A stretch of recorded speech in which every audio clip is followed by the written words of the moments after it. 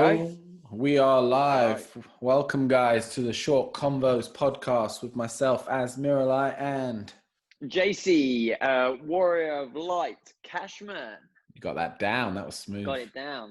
Is that the right way around as well? No, it would be that way around, wouldn't it? Next time. Yeah, next time. We'll have that next time.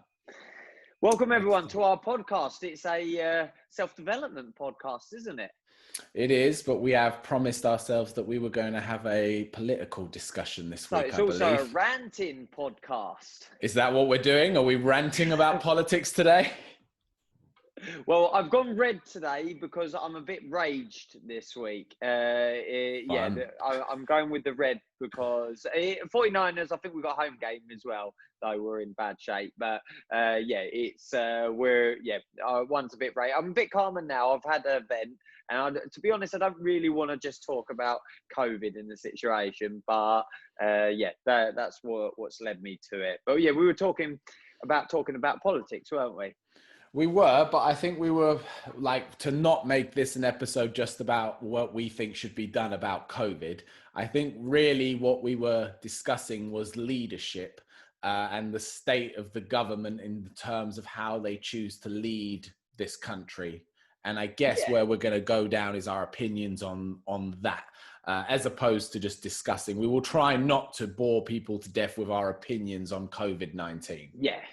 I think that would be a wise way. I'm done talking about it. So politics. So let's just start at the root of it. I've had no interest ever in politics, and I'm going to put my hand up and say I'm going to be quite ignorant. Labour, Conservative, Liberal, red, green, blue, right wing, left wing. To be honest, I don't really know what it all is about. And I think that's a bad thing, that it's not engaged me, because I've never thought that any of it really bothers me at all or to me. Oh. But now I'm looking at have you got me? You froze but for a now second. I'm looking at it. Am I back?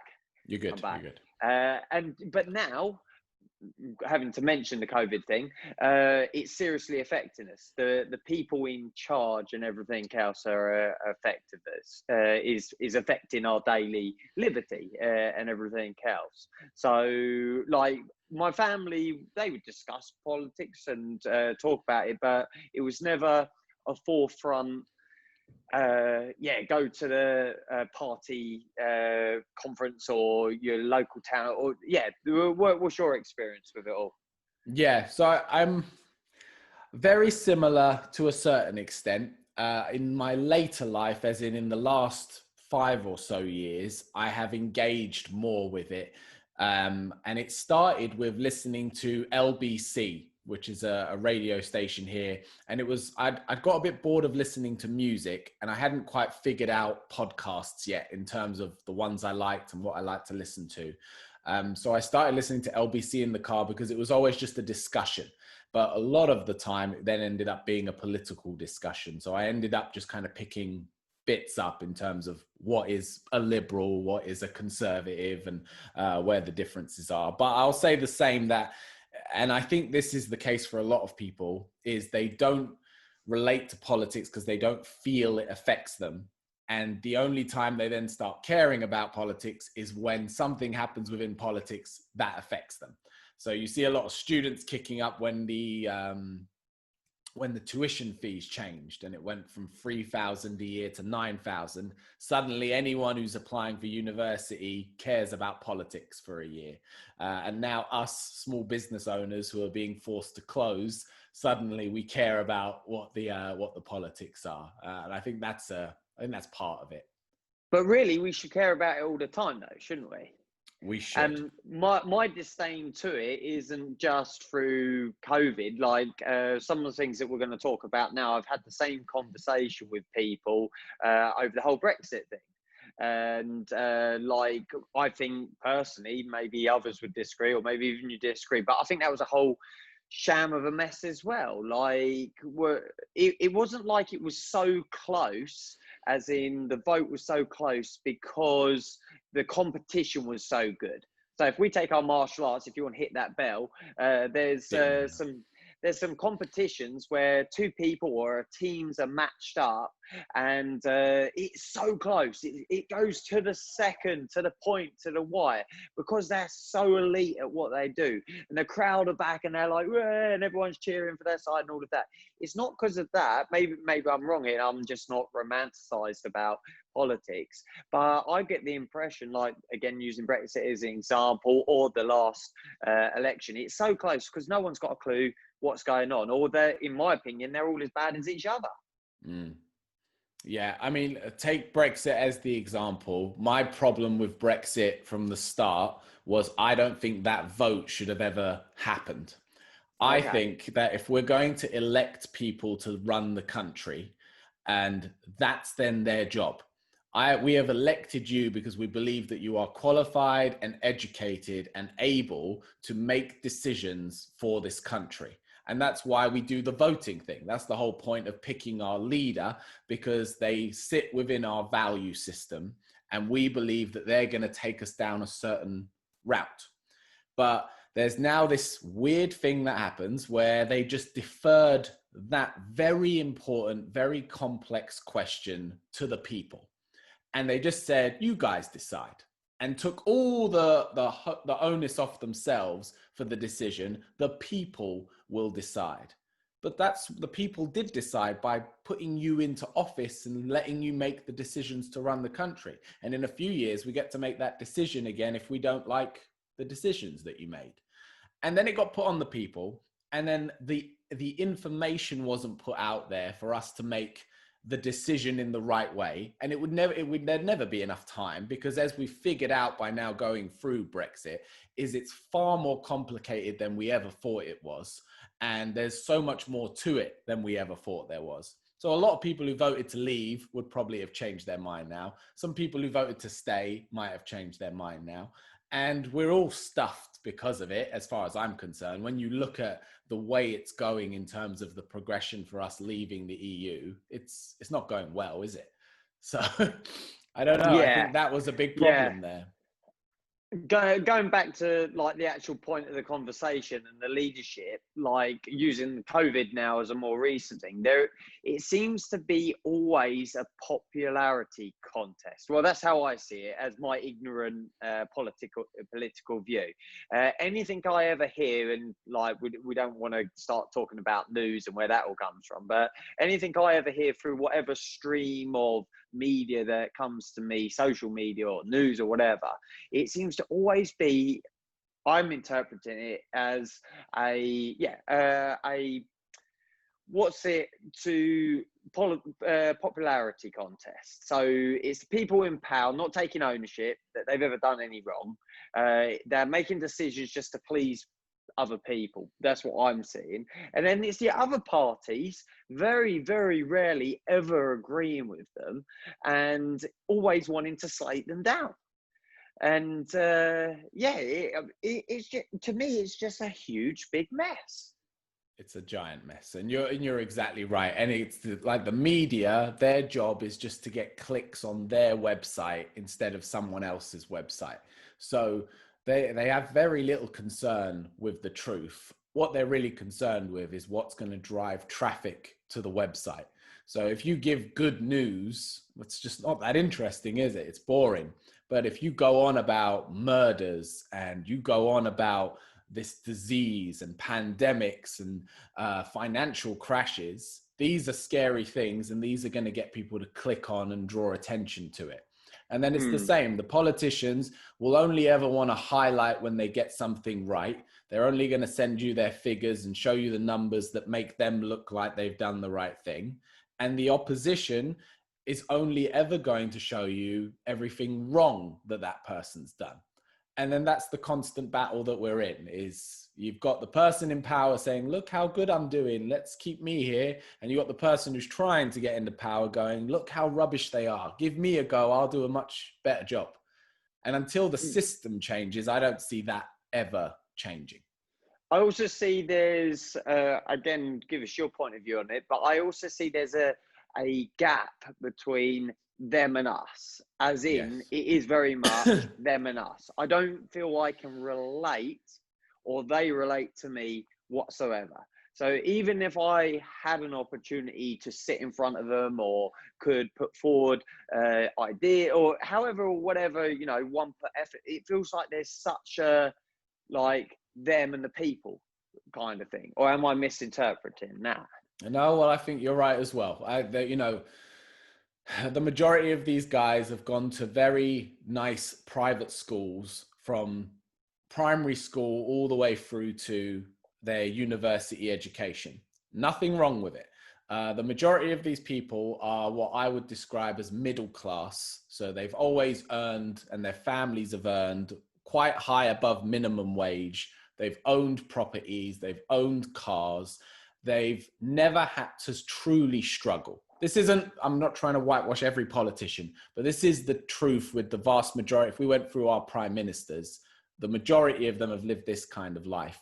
And they cannot, and it's through no fault of their own, relate to someone who's, for example, on benefits or has had a drug addiction problem or who has 8 kids to feed. I don't know. And I think that's where there's a huge issue with the system, that the person in power, regardless of if they feel a bit different about this or a bit different about that, they are all cut from the same cloth. And that cloth doesn't relate to a very large majority of the people. And then, because we're just having a good rant and it's coming to mind, get it all out there. It just makes you feel better for it, doesn't it? I think it's all outdated. I think it's all outdated. How long has this system been in place? This government and these do you know that? I don't know, but a very long time. And it's evident when you watch it. It feels like it's not current. And No. The very little time I have given to watching the House of Parliament, it seems like a bunch of guys, mainly guys, sort of shouting at each other and just a whole disorganized mess. Yeah, it's just jeering, which is a huge part of it. And it's really interesting listening to conversations about it, because some people really like that. They think that it brings like character to the house, that they all sit there and go, oh, hey, and all of this. They think it means that they're being passionate about the politics, and that's a good thing.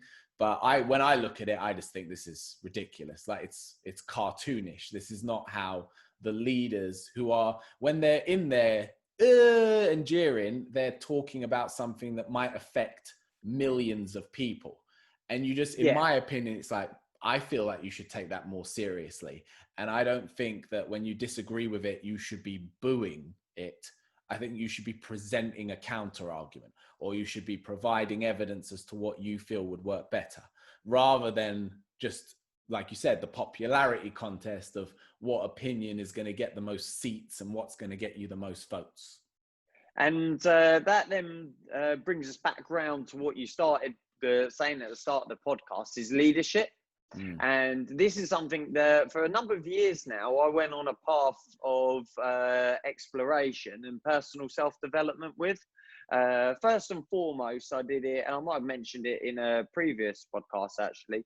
The first and foremost, I did it from the point of view of my role as a father to my children, because I think that's the most important leadership role any of us could take in our lifetime, because you're responsible for that life ultimately, and the way it grows up and the way they learn and everything else. Then as a small business owner, I wanted, because I have staff, I have dependable people under us now, and you want to be a success, everything that goes with that.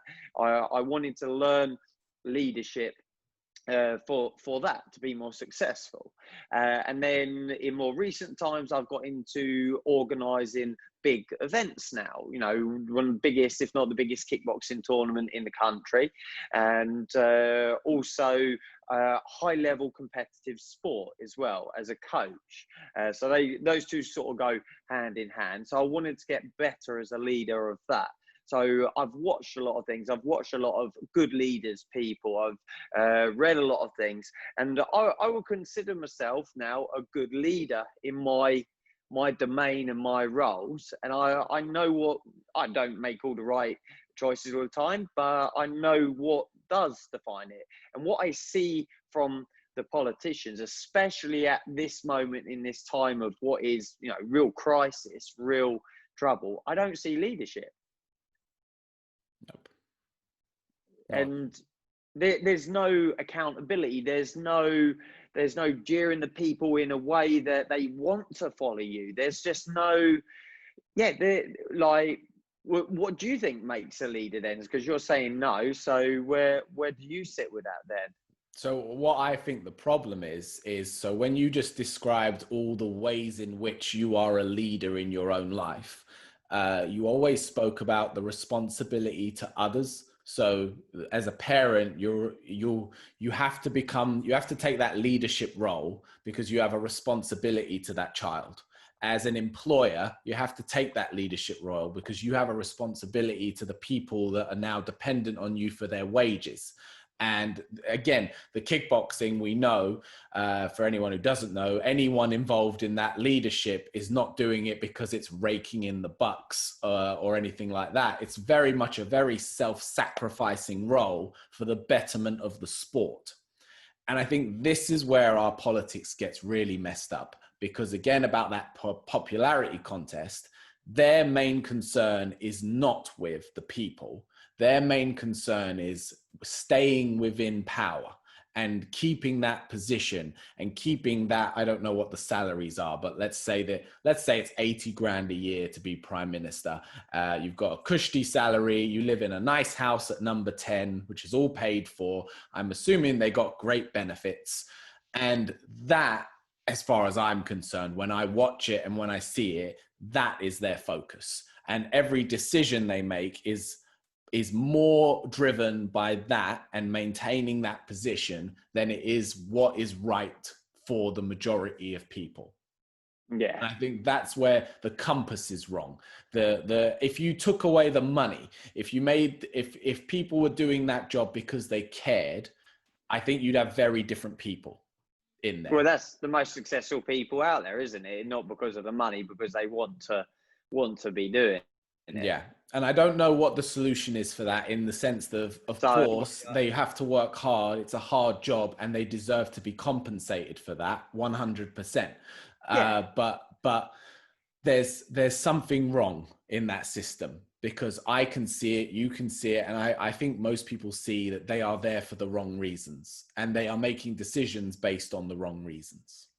So as a leader myself, or someone who aspires to lead others and everything else, I immediately, when we have conversations like this, I think we said it the other day, we've got a bit of a default to want to fix it.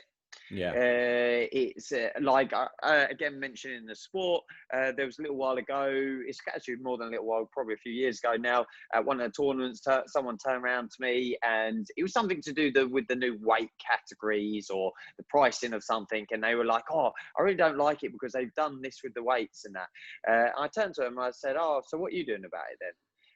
And they were like, what do you mean? I was like, well, I'm not going to rant and moan about it. I'm going to actually do something about it. So I'm going to create influence. I'm going to do something that makes it better, rather than just going around in this circle of negativity, which doesn't go anywhere.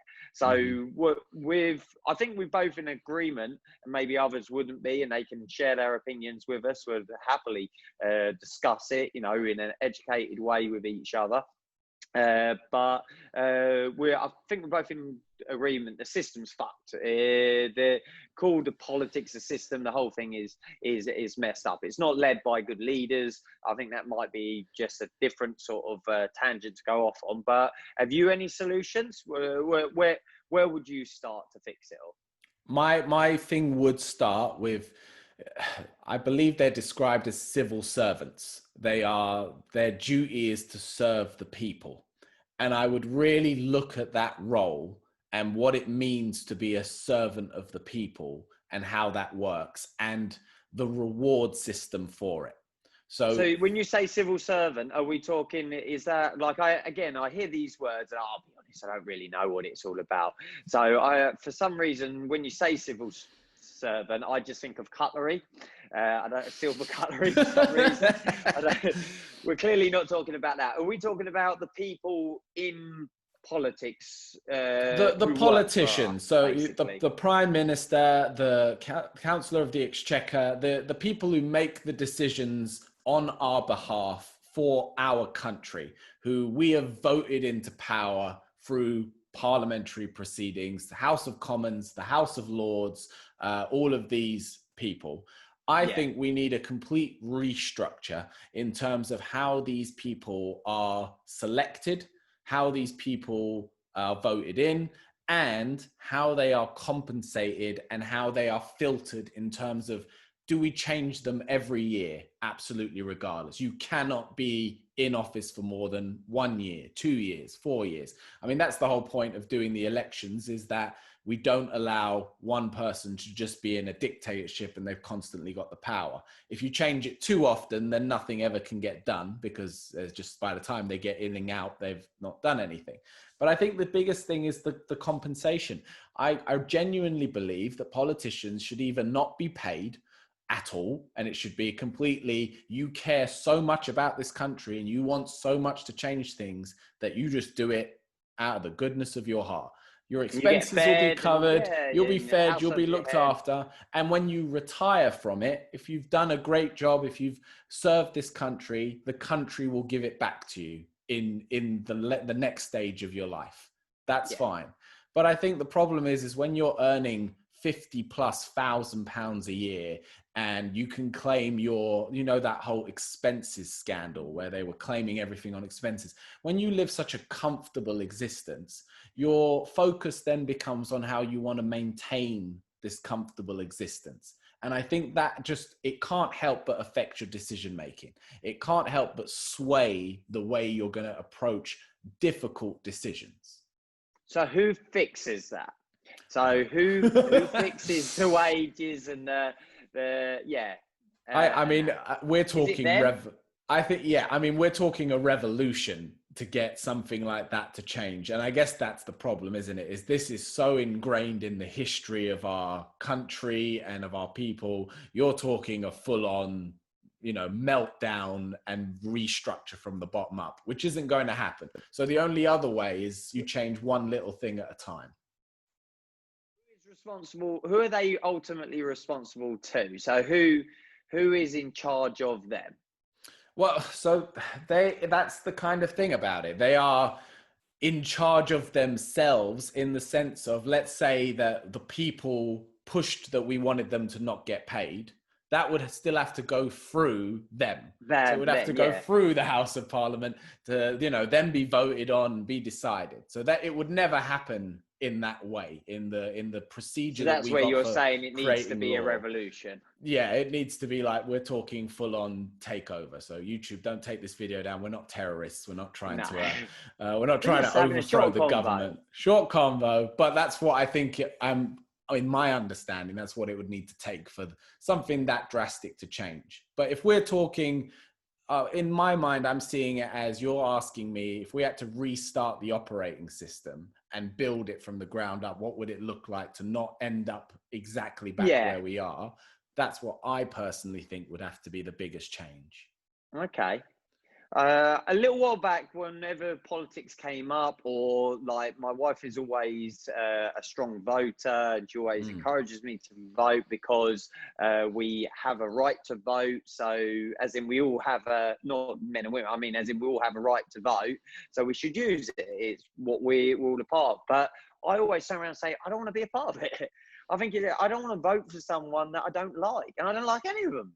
So none of them have bought me in, and but I have voted on a few things of time because I've sought more information, etc. But without going into that, I've thought about it, and quite often I wouldn't say anything about the whole thing in a conversation because I don't have anything to say about it. But I've had a little bit of a think, and tell me what you think. I feel that the one government that we have, I'm right in thinking they control the whole country, don't they?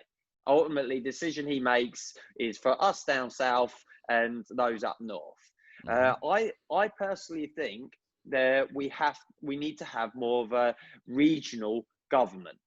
I think, for instance, the southeast or Sussex, however it's split up, we have different priorities and we have different, and it showed with this whole COVID thing, with how it spread and everything else, we have different priorities. And I think if we had call them prime ministers, call them whatever you want, if we had someone in power and their whole responsibility was the southeast, then I think there would be more of a connection. There would be less things. There's more people, isn't there? We talked about it a little while ago. There's more people now. How many more people than when this first, back in the 80s, how many more people there are now? And they're trying to control everyone. So if you had someone in charge of each area, then that's what they're responsible for. And we vote for, and yeah, you all live by the same law, but you know, you have someone different in your area running it based upon the area. And then you could have, still so that they can have their party game, you could have a central hub where basically it's all then fanned out to. So the person gets there by, you know, the voting or whatever, and then you've got a central hub where there's a representative from every party. So no one's in charge. You've got people in charge of their own parts of the country, but no one's in charge of this central hub. So there's someone on every party. And if there's ever something that's passed, like, you know, Brexit or whatever else, between them, they have to make a decision. So each of them, they can divide their party up however they like, but each of them has one opportunity to vote towards it. And between them, they have to, and then, I don't know, Queen, whoever, then is the ultimate say if it was a tie or a draw or something like that. Does that make any sense? Yeah, I mean, we kind of have this in place, but it just doesn't work in the sense of we do have the mayor of London, the mayor of Manchester, etc. And then you do have your MPs that you vote, as in your parliamentary representative for your area. So you will have one and I will have one. And that's like your first point of call to then your mayor, to then the prime minister. And it's meant to operate like that. And a good example of this recently was the mayor of Manchester was calling to not be put into tier 3 of the restrictions. He didn't want to go there, at least not with more financial support. Now, in the end, it just happened anyway, and his opinion kind of got voiced, but nothing really came of it. And that's where, you know, so we've got these things in place, but they're obviously not in place in a strong enough way where they can genuinely have an impact on things. Yeah. But the mayor of London, for example, created the congestion charge zone. That's something exclusive to London. That's something exclusive that we have to experience and deal with, and it doesn't apply in other cities that might have traffic that's very similar. So there's something like that in place, but it's obviously not currently working for us. But I do get what you're trying to describe and what you're trying to say. I guess the problem with having an equal amount of everyone in the house getting a vote is everyone's always going to vote for their own idea. So you'll always have a tie break, and then it always has to go to whoever's genuinely in charge. And then it's the problem of, well, then it's just going to be their choice, and whatever their choice is going to decide it. So then you go the other way, which is, well, let the people vote, and then it's the world's decision. But as we've seen, we're not all equally educated on things or qualified to make these decisions, because a lot of it doesn't affect us. So therefore we don't care to even vote on it, let alone get kind of savvy enough to make the right decision that's going to look after us. So flipping it then, just for conversation's sake, is the problem not the system, but the people? Yeah, well, and this is what a lot of people say, is that regardless of what we do, we're going to end up the same way, because it's actually just our nature that we're all self-preserving. So you're looking out for your best interests, I'm looking out for my best interests. And even when we do things for others, if we trace it all back, it really is all about self-preservation and self-growth and self-development. And that is just the nature of the beast. And as much as we've evolved, we're still just monkeys in shoes. Is there anywhere in the world that we can use an example of where it works? Or is everywhere, like take America right now, it ain't working, is it? It ain't working. It ain't working. Uh, I guess that's a very personal opinion thing. I've heard a lot of people say they love the way that places like Amsterdam and the Netherlands do things, and younger governments. So I think it's Sweden. A lot of people point to that part of the world as doing things better, but it's what your opinion of better is. You know what I mean? Like America's a great example with like their gun law. You've got some people that are just, you know, they believe that having guns is the best thing ever. And then you got people who are completely on the other side of it. And you'll never convince either of them to ever change their opinion. their opinion on it. So it's a very, and that's the thing about politics, I guess. It's a very personal thing, how much it resonates with you, how much it affects you, or you feel that it affects you. I don't know. Yeah. I know people who have never voted. I remember the first time I truly cared about the vote was because of Brexit, because my wife is from another country in Europe. And I was suddenly concerned that my wife was going to be kicked out of the country. So I took a very keen interest, and I felt bad that suddenly I cared so much, because now it's affecting me. So now I care, but I should have cared long before that. And that kind of triggered it for me, that we might not realize that these guys who are just shouting and jeering, but they do actually have an impact. And maybe not today, maybe it's not this decision, but at some point they're going to make a decision that's going to affect you, and you're probably going to wish that you had your say. Yeah, I suppose it come in my head. We're just talking about leadership and people the whole time, and that's, well, I mean, what, that's what it is, really, isn't it? Mm-hmm. And yeah, I just think personally we don't have the best leaders at the moment, and I think from the people come the leaders at the end of the day. So we had our friend Jaddy Tension on a while ago to talk about Black Lives Matter. And he's been very vocal on social media through this whole election period. And obviously he's, I don't know if it's obvious, but he's very anti-Trump. He doesn't want Trump back in. He's voting for Biden. And he had a really interesting post, which really helped me with the idea of voting for these people that we don't really relate to. He says he doesn't look at Biden and say, that's the perfect candidate. That's the man I want running the country. He said he's the closest to my ideals. He's not my ideals, but he is the closest for now. And if we can always move a little bit closer to what we think the ideal is, then we can get somewhere. But if you're waiting for everything to be perfect, we've had this conversation in other topics, if you wait for it to be perfect, it never will come and you'll never get anywhere. So if you're ever struggling and you want to vote but you don't know who to vote for and it all seems like a load of rubbish, you just got to look at it and say, well, what is the closest to what I would like the world to look like, and just steer yourself that way. Thank you. Is the right word? I've just had an epiphany. Is that the right word? That's how I'm going to play politics now. I think that's a healthy way for everyone to approach it. Every time I have an opportunity to vote, I'm going to vote now, and I'm going to lay all the cards out, and I'm going to go, I like red more than I like blue. So and that's what it comes down to. You know, I think if you looked at everyone's political party, everyone would have their own. We're like a snowflake. And if you're trying to find the one that perfectly matches you, it doesn't exist. So just look at the ones in turn. Again, this is where I think people don't do it, is people don't just sit down with themselves and figure out, well, what are my values? What really does matter to me? What do I think about abortion? What do I think about taxes and all the rest of it? Because that's the stuff you have to kind of figure out first. Then you have to take the time to sit down and read what these people think about it. And then make a decision. And I think that's a lot of work for a lot of people who have got, you know, they're worrying about their job, they're worrying about their family. It's to make a good decision on it. It's not easy. Yeah. And then you think your tiny one decision, how much does that affect the overall thing? No, not much. But if we're all going with this approach, there we go. Yeah.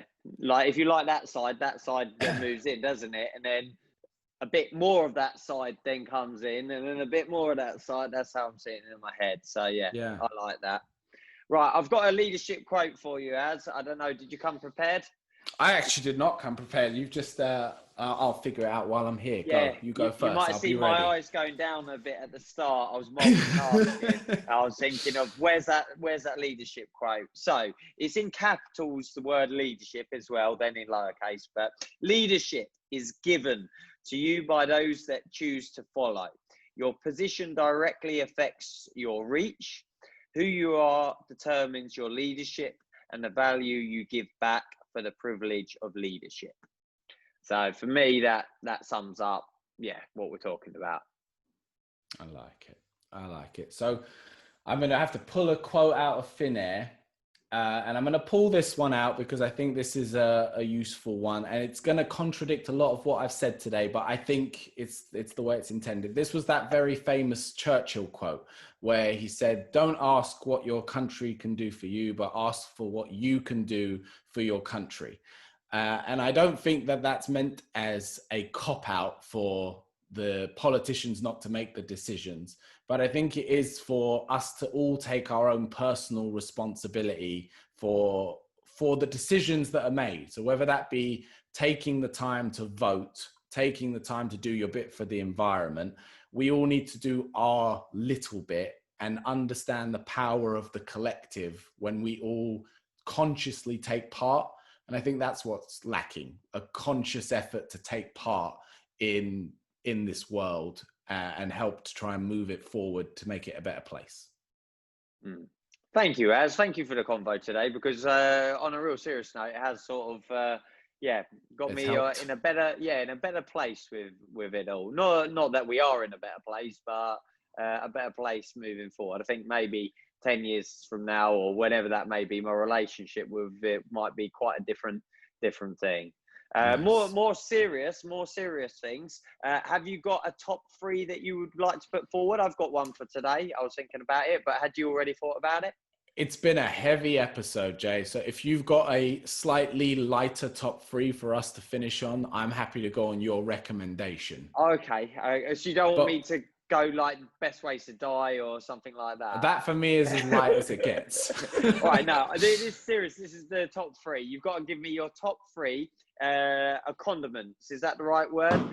What you would have? Let's really throw it out there. You know, you can say I'd have it with my roast dinner because that's my favourite meal of the week, or with my fish and chips because that's my treat. Okay. You know, I'm throwing it out there. You can part condimentalize it with different grouping. Top 3 sauces. Whoa, we're getting to the serious, the meat and bones of it. All right then, top 3 sauces. Again, these won't be in the order of bronze, silver, or gold. These are just the 3 that come to mind.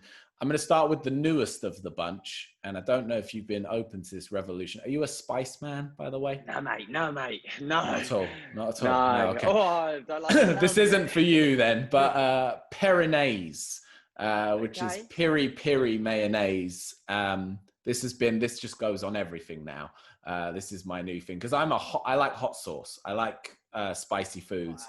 I like it spicy. No, but peri, I'm familiar with, and I've sampled and everything. Well, there's a mild version, so if you ever want to give it a go, it's mild, but it makes sandwiches more fun. So Peronaise is one of them. I like I like ketchup. If it's chips, ketchup has to be there. I'm not one of these people who put it on everything, and I don't like that. No. You don't bath in it. No, and like ketchup on scrambled eggs and stuff like this, it just doesn't sit right with me. I don't like the look of it. And then number 3, I'm gonna have to go with a garlic mayo. Oh I didn't even come in with that. A garlic mayo. I was introduced to that when I was working in it was a French restaurant where garlic's in everything. And garlic mayo and French fries is probably one of the most beautiful combinations on the planet. So they would be my top 3 condiments. Top 3. Well, if I just had to go 1, 2, 3, I'm going to go in descending order. So at the very top, I would actually put mayonnaise. And it hasn't always been there. It hasn't always been at the top, but it's my go-to. You know, if we've got chips, if we've got wedges, if we've got waffles, if we've got a salad, if we've got whatever we've got, mayonnaise is always a good go-to. And I've always struggled to put on weight, has always been my thing. I remember years ago someone said, oh, instead of having something else, have mayonnaise because it's the highest in fat content. So I think that's sort of always stuck. I think everyone likes ketchup. Surely everyone likes. So my second, because it was a bigger thing as a kid, not as in, like you said, I wasn't mad on it, but ketchup. And my third, I do love a barbecue sauce. Yeah, I was umming and ahhing about putting that in, but yes, agreed on barbecue sauce. Yeah, agreed. So we won't do a top 3, but give me your least favorite condiment. If this is on the plate, you're not eating it. It needs to leave. Get it out of the building. Well, if Lauren, my wife, was answering, she doesn't understand salad cream. She just I've just sworn. Agreed. Win. For me, I'm not actually offended by anything. I think because I can hardly taste anyway. I have a real bad sense of smell and taste, and I can quite easily eat through anything. Like I've got a really, really good tolerance to anything. So interesting. Yeah, there's not one that turns you right off, where if someone put it on the plate, you wouldn't be able to even sit there looking at it. No, even something hot, it wouldn't. Yeah, no, it wouldn't. We went out for a Thai meal the other day, and there was a bit of spice in it, and hotter than I feel comfortable. But I could appreciate the meal because it was part of what I didn't realise I'd ordered. So it didn't even put me off of it. I don't think I've ever turned anything away because of the sauce. No. Okay. Well, there we go. Yeah, found in a piece. I don't get brown sauce. Why not? I just don't get it. And I don't know if it's because I was never exposed to it as a child, because I came from a European family where it just wasn't a thing on the table. And then by the time I was an adult and someone said, do you want brown sauce? I was like, no, what is brown? I couldn't even tell you what it tastes like. To be fair, I'll be honest, I've never actually tried it. But I just don't get the appeal as if ketchup was available as an alternative. No, that's where it comes in. Like if you're having a full breakfast, like English breakfast, then it's brown sauce. Okay. Like we did our top 3, but there's certain things like, I love a bit of apple sauce. Gotcha. Mint sauce with lamb, etc. Certain things that certain sauces go. So brown sauces. Yeah, Lauren was saying the other day though, really strange. It's the same thing as barbecue sauce, isn't it? And I was like, no. No, I don't think it is. No, no. I think it's closer to ketchup, right? Yeah, completely. Yeah. But now someone's going to say that ketchup is barbecue sauce. And now we're on the convo. How do you deal with your sauce? Okay, so this, generally speaking, ideal situation, it has its own little pot. Yeah, thank you, Az. Thank you. This is where we marry, yeah. Ideal situation, it's got its own pot, and I choose how much and when and if that it goes on to stuff. That's 100%. The dream. 100%. I've never got this whole just all over the plate thing. No. It's not right. It's not the way it's meant to be. No, I can mix a rice and beans and all of that together, and then you have your sauce there. Yeah, that works. Okay, well, we're both right, and everyone else is wrong. So if you do it the other way, you are wrong. There's no debate on it. We will not have a conversation about this in the comments. Do not keep this conversation going. Get on the politics. We'll listen to you. We'll hear your opinion. But sauce is always on the side in a separate pot. Yeah, I think we've put the world to right now. I feel I can continue my journey through this life. I think I'll stick with the system and society, because of sauce. So yeah, I think we're all right heading forward now. Done, dude. I'm gonna go have some fish and chips now. Yeah, I'm feeling a bit peckish. Yeah. Well, look after yourself, my man. Everyone, please comment below, get involved. I know it's a bit of a heated topic, so keep it polite, please. No. All right. No. Because, unleash hell. Let's go. Yeah. Bring it on. Say what you like. Come on. Unless it's about sauce, then back off. Yeah. We'll See you see later. you Peace next out. week, guys.